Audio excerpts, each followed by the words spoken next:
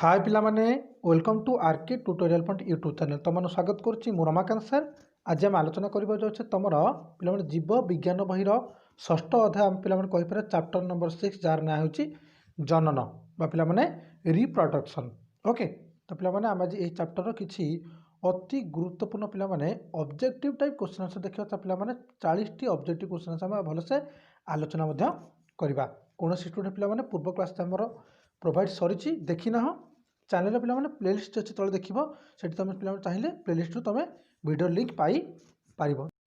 जदि भी तुम मान को कौन भी क्वेश्चन डाउट रही जाऊँगी कि सन्देह रही जाऊँगी तो कमेंट से लिखा मोर स्टूडेंट मान मोर अनुरोध गोटे स्पेशल रिक्वेस्ट भूल ना। जदि पे किसी डाउट ना तुम 100 ରୁ 100% क्लीयर होगा वीडियो तुम किसी बेनिफिट पाइपर कमेंट सेक्शन पे केवल थैंक यू लिखा अलग किसी मोर आवश्यक ना। ओके चलो पे आलोचना करवा। प्रथम पे देख विषय ना हूँ जनन आम पे कहीपर जनन को प्रजनन बोली कही था तार इंग्लीश पे कहीपर रिप्रोडक्शन। ओके तो पे रिप्रोडक्शन कौन प्रथम देखी ना तो पे प्रथम लिखिदा रिप्रोडक्शन जो प्रोसेस जनन जो प्रक्रिया कौन तो निज परी जीव सृष्टि करा पे तार संपूर्ण अर्थ सीधा अर्थ हो जड़े जीव कौन सी प्राणी पे कुकुर ठू आरंभ करके मनीष पर्यंत सी जो समस्ते गोटे गोटे जीव से निज पर गोटे अविकल निज भली देखा जाता गोटे निज जीव सृष्टि करने जो प्रक्रिया था जो प्रोसेस थाए साइकेल थाए जो चक्र थाए पे कि आम कौन जनन प्रक्रिया बोली कही था। तो पे मन रख प्रजनन प्रक्रिया जब नाम कौन जीवन बंचा तिष्ठा संभव हो पार ना कहीं पे वंश रक्षा करने आम प्रजनन प्रक्रियार भूमिका अति गुरुत्वपूर्ण अच्छी से पे कहीपर प्रजनन प्रक्रिया जो वंश वृद्धि करुचे तो वंश वृद्धि पे मुख्यतः दुईटी उपाय होता है यथा एक हूँ अलिंगी जनन जहाँ को आम इंग्लीश रे आसेक्सुअल रिप्रोडक्शन कही था। ओके तापर आउ गोटे लिंगीय जनन जहाँ को सेक्सुअल रिप्रोडक्शन कह जाए। तो पे जब तुम क्वेश्चन आसब स्क्रीन ऊपर जो अलिंगी जनन क्या कहती लिंगीय जनन क्या कहते आम से विषय पे डिटेल वर्णना करवा। बर्तमान तो पे प्रथम बुझीन जनन प्रक्रिया कौन ना निज पर कौन से अविकल गोटे जीव को सृष्टि कर जो प्रक्रिया अच्छी जो साइकेल अच्छी लाइफ प्रोसेस आम कौन कही था जनन प्रक्रिया बोली कही था। पे आई थिंक क्लीयर रहा।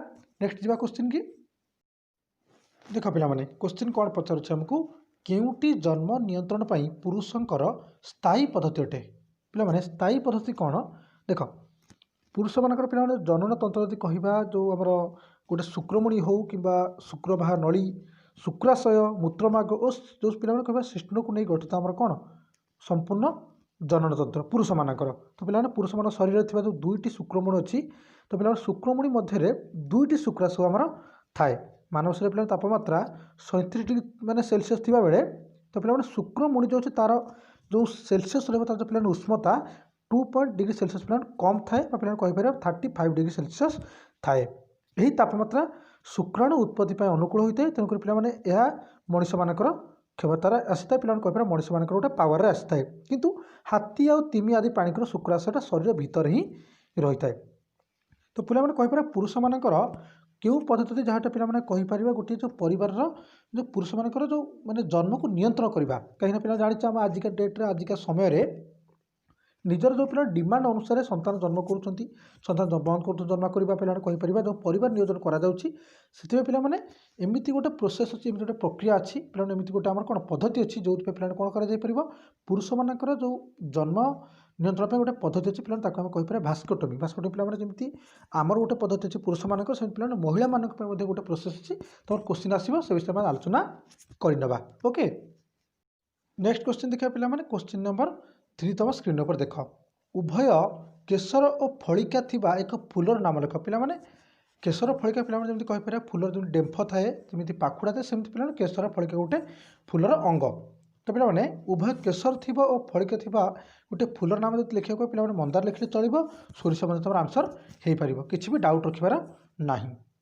नेक्स्ट क्वेश्चन देखा पे क्वेश्चन नंबर 4 देख स्क्रीन उपर एड्स रोग निरूपण पर विश्वसनीय उपायटी कौन पे आम एड्स रोग जब निरूपण करने चाहिए पे गोटे उपाय कौन रहा दरकार आम पाखे गोटे ट्रिक रहा दरकार गोटे आइडिया रहा दरकार से पे कौन आंसर लिखे पे वेस्टर्न ब्लीचिंग। तो ता पूर्व पे गोटे कथा कही रखुच्छी एड्स पे जब आम कौन भी शरीर को आमको आफेक्ट करुच्ची तो पे आम प्रतिरोधक शक्ति जो अच्छे आमर ता पे धीरे धीरे कम हो आंटीबायोटिक पावर पे कम हो कौन रोग आमको हम अलग कौन एड्स छाड़ी पे अलग कौन रोग हो ତାହା ପିଲାମାନେ ଭଲ ହେବାର ନାହିଁ। କାରଣ ପିଲାମାନେ କ'ଣ ନା ଏଡ୍ସ ଯେଉଁ ପିଲା ରୋଗକୁ ମାନେ ଲୋକକୁ ଧରିବ କୌଣସି ବ୍ୟକ୍ତି ପିଲାମାନେ ଏଡ୍ସ ରୋଗ ଆଫେକ୍ଟେଡ଼ ହେଉଛନ୍ତି ଶରୀରରେ ପିଲାମାନେ ଯେଉଁ ଟି ଲିମ୍ଫୋସାଇଟ୍ ନାମକ ଏକ ପ୍ରକାର ପିଲା ଶ୍ଵେତ ରକ୍ତ କଣିକା ଅଛି, ଆମେ କହିପାରିବା ହ୍ୱାଇଟ୍ ବ୍ଲଡ୍ ସେଲ୍ ଅଛି, ଯାହା ପିଲାମାନେ ଆସ୍ତେ ଆସ୍ତେ ହ୍ରାସ ପାଇ ଆସିବ। ଏଡ୍ସ ପିଲାମାନେ ଆକ୍ରାନ୍ତ ବ୍ୟକ୍ତିଠାରୁ ଆମେ ରକ୍ତ ଗ୍ରହଣ କରିବା କିମ୍ବା ତାକୁ ପିଲାମାନେ ଏଡ୍ସ ଆକ୍ରାନ୍ତ ବ୍ୟକ୍ତି ସହ ଅନୈତିକ ସମ୍ପର୍କ ରଖିବା, ଦୈହିକ ସମ୍ପର୍କ ରଖିବା, ତାହା ପିଲାମାନେ ଆମର ଏଡ୍ସର ରୋଗ ବ୍ୟାପିବାର ପ୍ରଥମ କାରଣ। କିନ୍ତୁ ପିଲାମାନେ ସିରିଞ୍ଜ ମାଧ୍ୟମରେ ବ୍ୟାପିଥାଏ, କିନ୍ତୁ ପିଲାମାନେ ସେମିତି ଦେଖାଯାଏ ଯେ ସିରିଞ୍ଜ ମାଧ୍ୟମରେ କମ୍ ହୋଇଥାଏ, କାହିଁକିନା ଏବେ ପିଲାମାନେ କୌଣସି ସିରିଞ୍ଜ ଦୁଇଥର ବ୍ୟବହାର ହେଉନାହିଁ। ତ ସେମିତି ପିଲାମାନେ କହିପାରିବା ଯେ ଏଡ୍ସ ପିଲାମାନେ ଯଦି ଆମେ କହିବା ଏଡ୍ସକୁ ନିରୂପଣ କରିବାର ଅଛି ତାହେଲେ ଆମକୁ ସବୁଠୁ ବେଟର୍ ହେଉଛି ୱେଷ୍ଟର୍ଣ୍ଣ ବ୍ଲିଚିଂ କୌଶଳ ଆମେ ଉପାୟ ଅବଲମ୍ବନ କରିବା ବା ଉପାୟ ପିଲାମାନେ ଆମେ ଗ୍ରହଣ କରିନେବା। ଏବଂ ପିଲାମାନେ ଯଦି କହିପାରିବା ଏଡ୍ସ ଯେଉଁ ଆମର ଗୋଟେ ରୋଗ ପାଇଁ ଯେଉଁ ଆମେ କହିପାରିବା ପିଲାମାନେ ସଚେତନତା କାର୍ଯ୍ୟକ୍ରମ କରାଯାଏ, ତାହା ପିଲାମାନେ ପ୍ରତିବର୍ଷ ଡିସେମ୍ବର ଯେଉଁ ପହିଲା ଥାଏ 1 ତାରିଖ ହିଁ ପିଲାମାନେ ଆମେ କ'ଣ ଏଡ୍ସକୁ ଆମେ ବିଶ୍ୱ ଏଡ୍ସ ମାନେ ଯେଉଁ ଦିବସ ଥାଏ ବିଶ୍ୱ ଏଡ୍ସ ଦିବସ ପାଳନ କରୁ। ସମଗ୍ର ପୃଥିବୀରେ ମଧ୍ୟ ଏହାକୁ ପାଳନ କରାଯାଇଥାଏ। क्वेश्चन देख पिलाମାନେ क्वेश्चन नंबर 5 एड्सर खलनायक भूताणुर नाम कौन? पिलाମାନେ खलनायक मैंने कहीपर जो खराब जो भूताणु थाए तो पिलाମାନେ ताको आम कौन जाचे तार नाम कौन आंसर लिख पिलाମାନେ HIV। तो पिलाମାନେ HIV फुल फॉर्म तुमको कहूँ नहीं, मोर जितेक प्रिय स्टूडेंट अच्छा फेवरेट स्टूडेंट तुम अच्छ तो तुमको मुझे रिक्वेस्ट करी तुम मत कमेंट सेक्शन जनाओ HIV फुल फॉर्म कौन। तो पिलाମାନେ मन रखिबो एड्सर खलनायक भूताणुर नाम होउची HIV। क्वेश्चन नंबर 6 समयान पर डिंबाशय वृद्धि पाई कौन सृष्टि करे? पिलाମାନେ समयान पर डिंबाशय वृद्धि पाइब तापर पिलाମାନେ कौन सृष्टि हम? तो पिला समयान कौन जो पिला देख कौन से आवृत बीज पिला उद्भिद जो जनांश गुड़िक था फूल पिला पड़ तो समयान पिलाମାନେ ପରେ ପରେ ପିଲାମାନେ କହିପାରିବା ସମୟାନ ପୂର୍ବରୁ ଫୁଲରେ ଯେଉଁ ଥିବା ପରାଗ ରେଣୁ ବିଭିନ୍ନ ଉପାୟରେ ଆସି ଗର୍ଭଶଯ୍ୟାରେ ପଡ଼ିବ ତାକୁ ପିଲାମାନେ ଆମେ ପରାଗଣ ବୋଲି କହିଥାଉ। तो समयान पिलाମାନେ କ'ଣ ନା କୌଣସି ପ୍ରକାର ଆମେ ଜନନ ପ୍ରକ୍ରିୟା ପିଲାମାନେ କୌଣସି ପର୍ଟିକୁଲାର ଆମେ ଉଦ୍ଭିଦ କଥା କହିପାରିବା ପିଲାମାନେ ପର୍ଟିକୁଲାର କିଟା ମାନେ ପ୍ରାଣୀ କଥା କହିପାରିବା ଯଦି ପିଲା ସମୟାନ ପ୍ରକ୍ରିୟା କମ୍ପ୍ଲିଟ୍ ହୋଇଥାଏ ପିଲାମାନେ ଯଦି ଜନନ ପ୍ରକ୍ରିୟା କମ୍ପ୍ଲିଟ୍ ହୋଇଥାଏ ଆମେ ତାକୁ ସମୟାନ ପ୍ରକ୍ରିୟା ବୋଲି କହିଥାଉ। ତ ସମୟାନ ପିଲାମାନେ डिंबाशय वृद्धि पाइब तापर कौन से सृष्टि कर पिलाମାନେ ଯଦି फूल ଭିତରେ ଯଦି आवृत बीज जो फूल थी कि पिलाମାନେ କହିପାରିବା खोला फूल भी चलो तो पिला जो तार समयान प्रक्रिया क्लीयर आम कह कम्प्लीट हो तो समान पिला डिंबाशय जो वृद्धि पाइब आस्ते आस्ते पिला कौन से फूलर फल को से सृष्टि कर। ओके क्वेश्चन नंबर पिलाମାନେ 7 जुग्मज विभाजित हो कौन सृष्टि हुए? तो पिलाମାନେ राइट आंसर होची जुग्मज जो पिलाମାନେ विभाजित हो भ्रूण ही सृष्टि कर। जुग्मज पिलाମାନେ से मंजी जो आमर थाए से मंजी मध्य ही जुग्मज रही है। ओके तो पिला अंकुरोद्गम जो आम कहीपर अंकुरोद्गम द्वारा मंजूर पर चारा सृष्टि हो तापर नूतन उद्भिद जन्म दिए।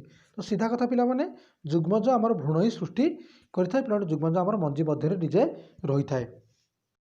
क्वेश्चन नंबर 8 क्यों प्राणीर दुईटी शुक्राशय शरीर भितर रही है? पिलाମାନେ हाथी आ तिमी आम कहीपर तुम प्रथम मत कही सारी पिलाମାନେ हाथी आ तिमीर कौन शुक्राशय शरीर भितर थाए। ओके क्वेश्चन नंबर 9 एड्स रो कारक किए? पिला राइट आंसर लिख भूताणु और भाइरस।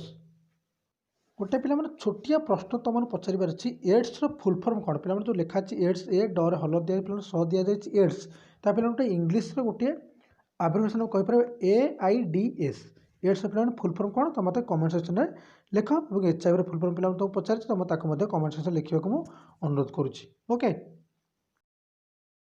क्वेश्चन नंबर 10 टिश्यू रोपण पद्धति रे उत्पन्न प्रारंभिक टिश्यू समूह को कौन कहुए? पिलाମାନେ ये जो पद्धति की हुए आम काल्स बोली कही था। टिश्यू रोपण पिलाମାନେ पद्धति आम जाचे टिश्यू पिला पुनः सृष्टि करवा तो ताको पिलाମାନେ आम संपूर्ण रूप से कह जो प्रोसेस थाए जो साइकेल थाए ताको आम काल्स बोली कही थाउ। क्वेश्चन नंबर 11 प्रथम एड्स रोगी केबे चिन्हट करा जायतिला? पिलाମାନେ एड्स रोग को आम प्रथम केबे चिन्हट करथिले? आंसर लिखे पिलाମାନେ 1986 मसीह। क्वेश्चन नंबर पिलाମାନେ 12 केउ अपुष्पक उद्भिद असमायित जनन देखा जाए? पिलाମାନେ अपुष्पक कहले पिलाମାନେ शैवाल जो आंसर लिखा जाए तो पिलाମାନେ समस्त फूल शैवाल के देखीचे कि शिवड़े पिलाମାନେ के फूल देखीचे कि देखी ना तो पिलाମାନେ यह होची असमायित जनन। असमायित जनन पिलाମାନେ कौन जब पुष्प थी ता पिलाମାନେ कहीपर जो समयान पूर्व पिलाମାନେ पराग रेणु माने वायु माध्यम विभिन्न उपाय पिलाମାନେ जल माध्यम ऊपर से उड़िकी पुणी फूल पड़ो तापर पिलाମାନେ जो गर्भशय पड़ला जो समयान्त सृष्टि होता है पिलाମାନେ शैवाल क्षेत्र हो न था से पिलाମାନେ क्यों अपुष्पक उद्भिद अच्छी जो थे असमायित जनन देखा जाए? आंसर लिखे पिलाମାନେ शैवाल। भ्रूणपोषरे गुणसूत्र संख्या केते राइट आंसर पे लिख 3n। विश्व एड्स दिवस केबे पालन कराए पे तुमको पूर्व क्वेश्चन सहित यार आंसर कही सारी। विश्व एड्स दिवस पे प्रति वर्ष डिसेम्बर 1 तारिख ही आम पालन करिथाउ। परिवार नियोजन रे व्यवहार गर्भ निरोधक बटिका केउ पद्धति अंतर्भुक्त पे आम जाचे आम जेहेतु पे आम निज चाहिदा अनुसार जो आवश्यक अनुसार संतान को सीमित रखा चाहूचे 1 कि 2 कि पे तो आम अलमोस्ट भावुचे। तो पे परिवार नियोजन रे जो व्यवहार जो गर्भ निरोधक बटिका ता पे क्यों पद्धति अंतर्भुक्त कर आंसर लिखे पे हॉर्मोन पद्धति। क्वेश्चन नंबर 16 चल रेणु द्वारा किए वंशवृद्धि करे आंसर लिखे पे इलोथोरिक्स। क्वेश्चन नंबर 17 परिवार नियंत्रण पर कपर टी धारण क्यों पद्धति अंतर्भुक्त पे आम कहीपर परिवार नियंत्रण करने परिवार नियोजन करने कपर टी पे तो एक प्रकार तुम जान पे अस्थायी पद्धति कि पे जो पद्धति पे क्यों थे अंतर्भुक्त कर आंसर लिखे पे अंत गर्भाशय पद्धति। क्वेश्चन नंबर 18 क्यों जीव क्षेत्र में समजुग्मन और असमजुग्मन देखा जाए पे समजुग्मन कौन ना दुई प्रकार जुग्मज पे एका परी हेले ताको आम समजुग्मन कहवा। असमजुग्मन कौन ना पे जुग्मन दुईटी भिन्न भिन्न होते सेगुड़ी असम जुग्मन बोली कहुए। तो पे एम मिलन को असम जुग्मन बोली कही था। तो पे क्यों जीव क्षेत्र में दुटा देखा जाए समजुग्मन और असमजुग्मन आंसर के पे शैवाल आदि प्राणी और कवक। क्वेश्चन नंबर 19 अस्थानिक गर्भरे अंतरोपण प्रक्रिया केउठारे घटे आंसर पे लिख जो अस्थानिक जो गर्भ थाए पे अंतरोपण कराए पे जो प्रक्रिया था जो प्रोसेस थाए ता केउठारे घटी थाए आंसर लिख पे डिंबवाही नली रे घटी थाए।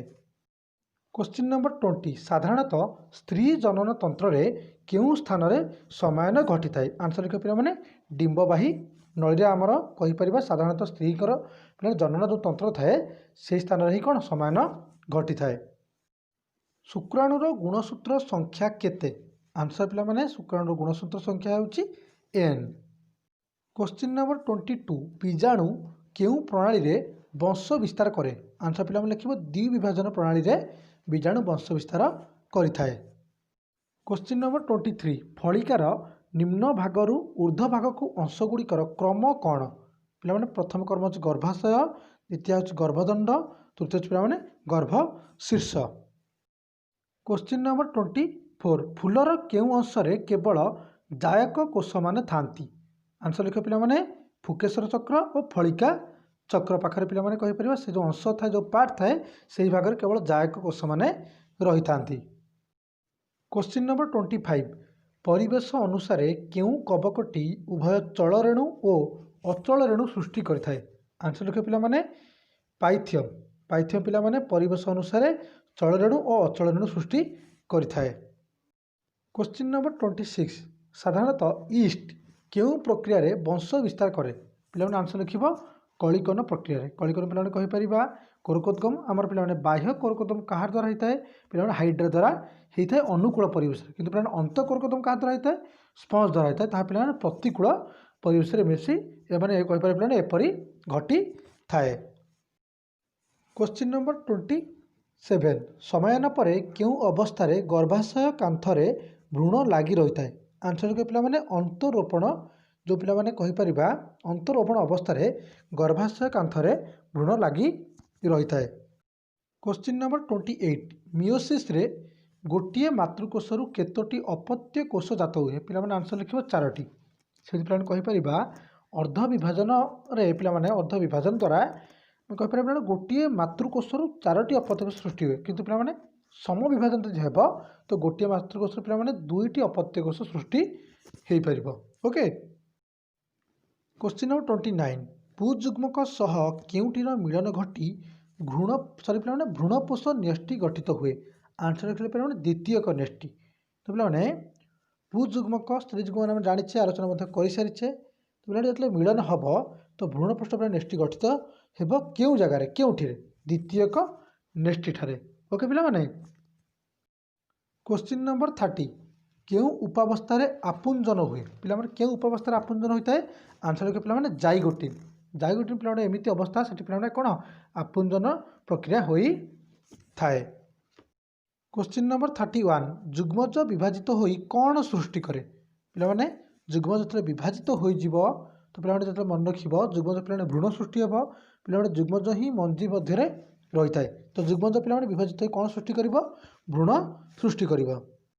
क्वेश्चन नंबर 32 केउ जीवर स्वाभाविक मृत्यु होई न थाए पिला माने मन रखिबो मनुष्य हंतु पशु पक्षी जीवजंतु पिला माने जो समस्त स्वाभाविक मृत्यु आसीबा कथा आसीबो गोटे मनुष्यर आजिका डेट्रे पिला माने जदि कहिपारिबा जीवन हार होछि 62 वर्ष तो पिला माने मनुष्यर कौन स्वाभाविक मृत्यु मध्य अछि किंतु एमिबार स्वाभाविक मृत्यु नाही तापर मृत्यु ताको कोनोसी प्रक्रिया ही ताको कबलित करिथाए।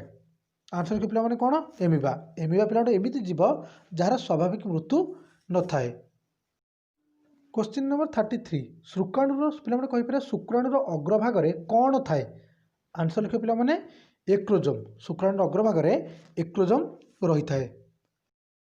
क्वेश्चन नंबर 34 अंत कोरकोद्गम प्रणाली रे किए वंश विस्तार करे पिला माने कोरकोद्गम कहि पारे कलिकन तो अंत कोरकोद्गम प्रणाली जो अछि ताको पिला माने कहि परिबा स्पंज वंश विस्तार करे ता भी पुणी पिला माने प्रतिकूल परिवेश रे ओके प्रतिकूल परिवेश रे स्पंज अंत कोरकोद्गम प्रक्रिया रे कोन वंश विस्तार करि थाए।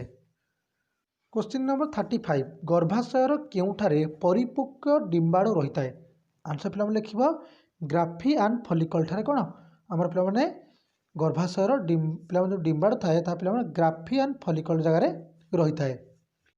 क्वेश्चन नंबर 36 बाह्य कोरकोद्गम प्रणाली रे किए वंश विस्तार करे पिला माने हम कहि पारे जो कलिकन थाए पिला माने कोरकोद्गम प्रणाली थाए तो पिला माने बाह्य कोरकोद्गम प्रणाली रे किए वंश विस्तार करे आंसर लिखे पिला माने हाइड्रा हाइड्रा पिला माने वंश विस्तार करे को परिवेश रे अनुकूल परिवेश रे किंतु पिला माने स्पंज अंत कोरकोद्गम प्रणाली रे पिला माने कोन करे वंश विस्तार करे किंतु पिला माने प्रतिकूल परिवेश रे अंति मन रखे पिला माने बाह्य कोरकोद्गम प्रणाली हाइड्रा कहि पारे पिला माने को हाइड्रा वंश विस्तार करे अनुकूल परिवेश रे अंत कोरकोद्गम प्रणाली स्पंज वंश विस्तार करे प्रतिकूल परिवेश रे।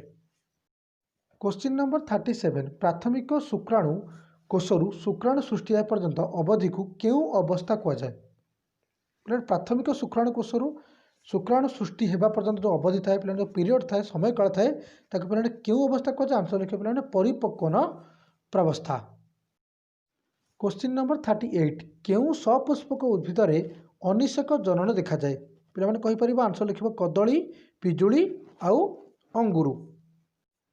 क्वेश्चन नंबर 39 सम विभाजन केउ अवस्था रे क्रोमेटिन जालिक गुणसूत्र भाव दृश्यमान हुए पिला माने केउ अवस्था रे आद्य अवस्था प्रथम अवस्था रे कोन है समविभाजन पिला माने कहि परिबा सम विभाजन आद्य अवस्था रे प्रारंभ अवस्था रे क्रोमेटिन जालिका गुणसूत्र भाव दृश्यमान होई थाए।